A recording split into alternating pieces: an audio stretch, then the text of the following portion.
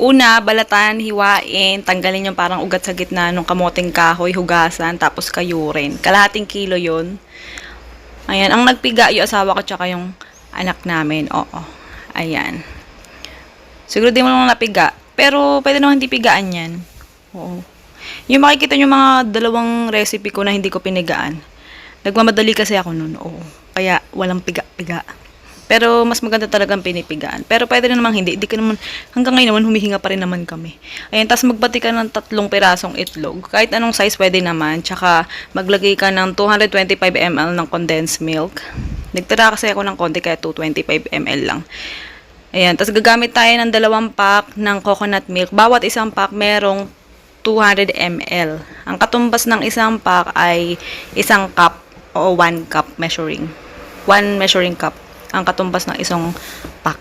Oo, sa bao naman, sa nyug na papapiga, ang katumbas naman niya, 1 bao sa bawat isang pack. Ewan ko kung nuggets nyo yung sinasabi ko. Oo.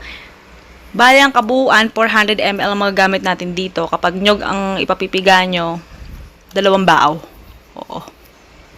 Pagka nahalo mo na, tabi mo lang yan pansamantala.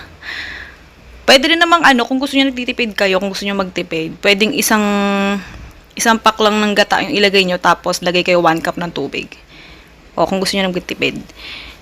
Ang ginamit kong container dito sa recipe na to, square aluminum baking cupcake.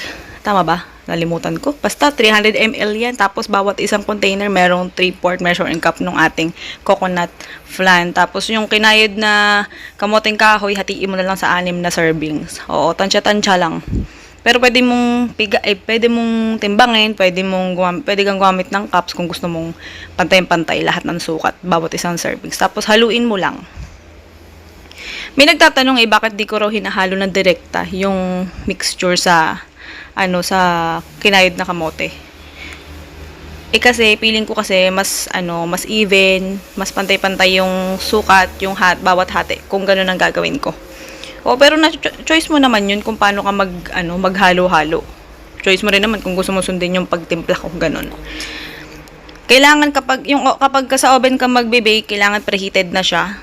180 degrees Celsius i-bake mo yon 25 to 30 minutes o kaya hanggang sa mag-brown yung ibabaw.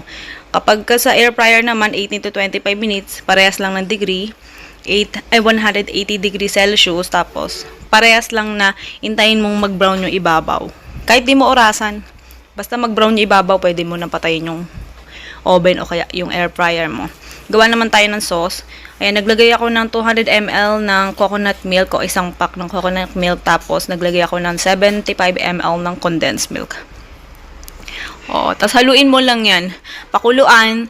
Kapag sa tingin mo na nakuha na niya yung lapot na gusto mo o yung tingin mo consistency, pwede mo nang ihango yan. Oo. Kasi kapag lumamig naman niya, mas lalapot pa. Basta yung tamang lapot lang. Kasi para kapag nilagay natin sa ibabaw nung kasaba cake yan, mabilis siyang mabibake. Oo, mabilis siyang matuyo. Ganun. Tapos hatiin mo lang yan sa 6 na servings yung sauce na ginawa natin. Medyo i-spread mo lang para lahat ng ibabaw magkaroon ng sauce. Oo, tapos bake mo lang yan ng 10 minutes o kaya hanggang sa mag-brown ulit yung ibabaw kapag sa oven. Kapag sa air fryer naman, ganun din. Oo, hintayin mo lang na mag-brown yung ibabaw.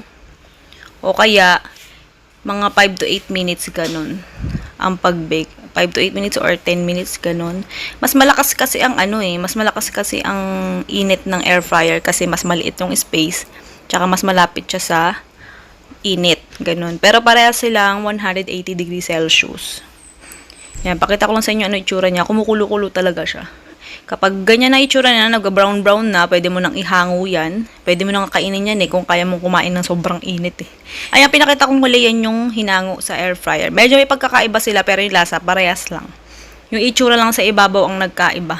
Pero yung texture, lahat-lahat, pare-parehas lang. Walang pinagkaiba. Yung parang kulay lang sa ibabaw, yung pagkasunog niya ang naiba. Pero hindi to lasang sunog Ang sarap talaga niya. Oo.